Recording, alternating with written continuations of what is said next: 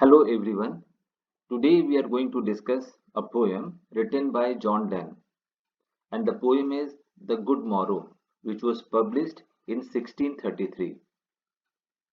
The first quarter of 17th century is marked by exploration and colonization, and we have seen the advent of a new style of poems, and they are known as metaphysical poems or metaphysical poetry. The Good-Morrow by Donne was published in 1633 in his posthumous collections, Songs and Sonnets. The poem begins with the speaker realizing that how his life and his lovers did not truly begin until they met. This metaphysical poem is characterized by its intellectual depth, intricate conceits, and passionate exploration of love. John Donne's skillful use of language and imagery elevates mundane experiences into profound reflection on the nature of love and human connection, making The Good Morrow an enduring masterpiece of metaphysical poetry. It is also interesting to note how the stanzas are divided into 7 lines. The first 4 lines introduces something about the speaker's love, while the next 3 lines reflects more deeply on the topic and sometimes provide an answer to a previously posed question. This poem is divided into 3 sets of 7 lines that conform to the rhyming pattern of ABABCCC. The Good Morrow. Good morrow basically means good morning, and we bid good morning to people whom we met for the first time in the morning. So the text of the Good Morrow begins. I wonder by my troth what thou and I did till we loved. Now, since this is a metaphysical poem, therefore the beginning is very abrupt, very sudden, and we will come across the use of metaphysical conceits as well as logic and rationality in this poem. Now, the author, the poet, is having a conversation with his beloved, and he candidly accepts, I wonder by my troth what thou and I did till we loved, till we fell in love, till we realized the importance of one another. I am surprised, after all, what we did before that. Were we not weaned till then? The speaker says that till then, were we not suckling milk from our mother's breast? Were we not behaving in a very childish manner? Were we not stupid? Were we not wasting our precious time before we fell in love with one another, but sucked on country pleasures childishly? Author further adds that perhaps we were enjoying or we were wasting our life in a very childish manner. We were just moving here and there, loitering here and there, wandering here and there without a specific purpose. Or snorted we in seven sleepers den?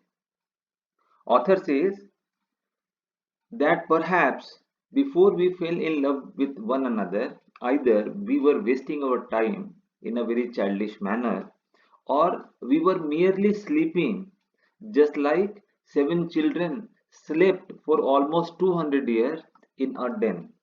Now, this is a reference to a story regarding 7 children buried alive by a Roman emperor.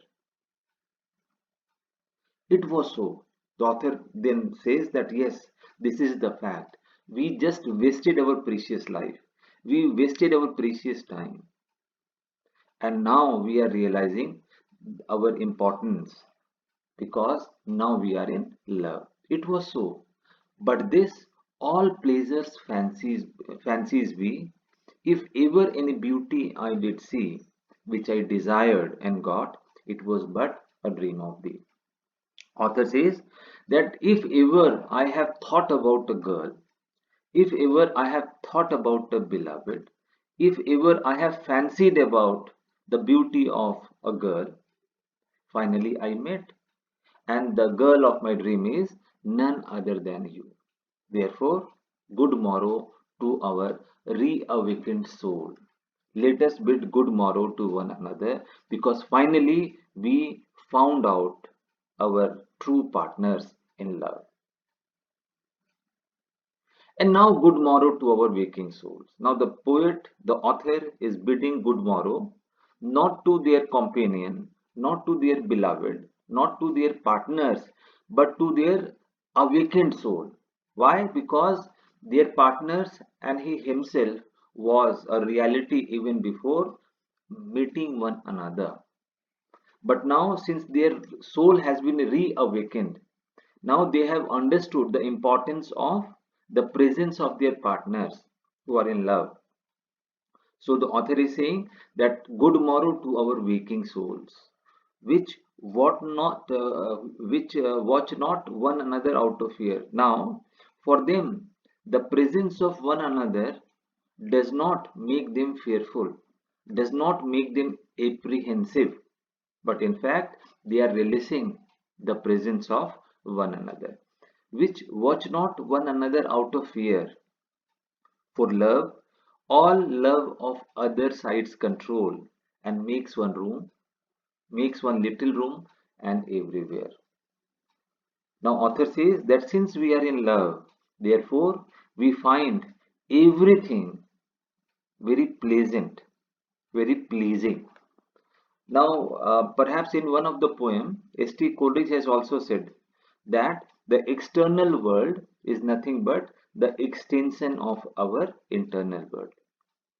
So if we are happy from within, if we are satisfied from within, if we are contented from within, then perhaps the entire world will seems to us very pleasing and beautiful. Let sea discoverers to new world have gone. Let maps to other world on worlds have sown. Let us possess one world, each hath one and is one. Let sea discoverers to new world have gone. Now the author is obliquely referring to the colonization which is going on in this entire world. The colonizers were the people from European community, and they are engrossed, they are indulged in colonizing the African, the American, and the Asian subcontinents. So author says that those who are interested in colonization, those who are interested in exploring the world, let them do so. They are free to colonize, they are free to go on a very long voyage. Now if people are interested in mapping the world, let them map. They are free enough, they can do so. Let map to other worlds on worlds have sown. Let us possess one world, each hath one and is one.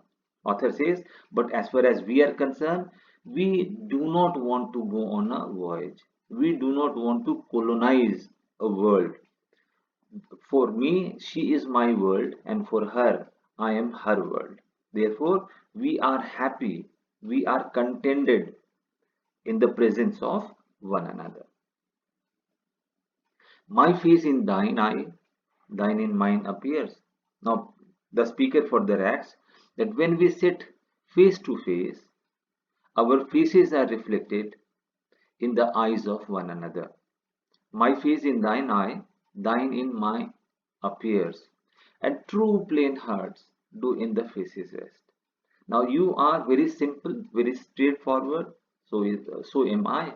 So author says that we are happy finding one another. We do not harbor any ambition to discover the world. So when we sit face to face, our true faces, our simple faces are reflected in the eyes of one another. Where can we find two better hemisphere without sharp north, without declining west? Now author says that in fact, as far as this physical world is concerned, this physical world is not self-sufficient. Even many deformities, many problems are there in this physical world as well, because we have a very pungent, we have a very cold north, and we have a very uncertain west. So even this physical world is not self-sufficient. There are deformities, there are problems, there are impediments even in this physical world. Whereas as far as we are concerned, you are my complete world and I am your complete world. Whatever dies was not mixed equally. Now, this is a very philosophic lines. Author says that if the intensity of my love is more than that of yours, means if you do not reciprocate the intensity of my love equally, then our love perhaps will not sustain for a considerable amount of time. But as far as we are concerned, we are pretty sure that the intensity of love means we long for one another in a equal uh, in a equal proportion. So author adds, whatever dies was not mixed equally, since our the intensity of the proportion of our love is equal. Therefore, there is every possibility that our love will never end. It will never come to an end. It will always prolong for a considerable amount of years. If our two loves be one, or thou and I love so alike, author says that first of all,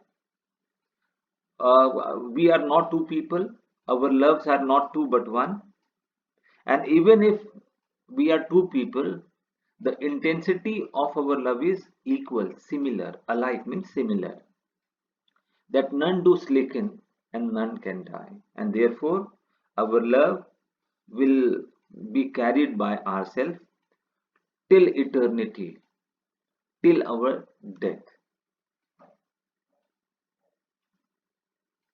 John Donne emphasizes the idea that love creates a world of its own, where the lovers are completely absorbed in each other.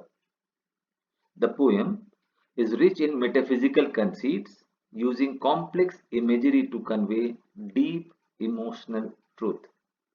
The poem concludes with a reflection on the spiritual nature of the love, asserting that true love is unbreakable. The idea that whatever dies was not mixed equally suggests that their love is perfectly balanced and harmonious. So thank you for enjoying this video. Thanks a lot.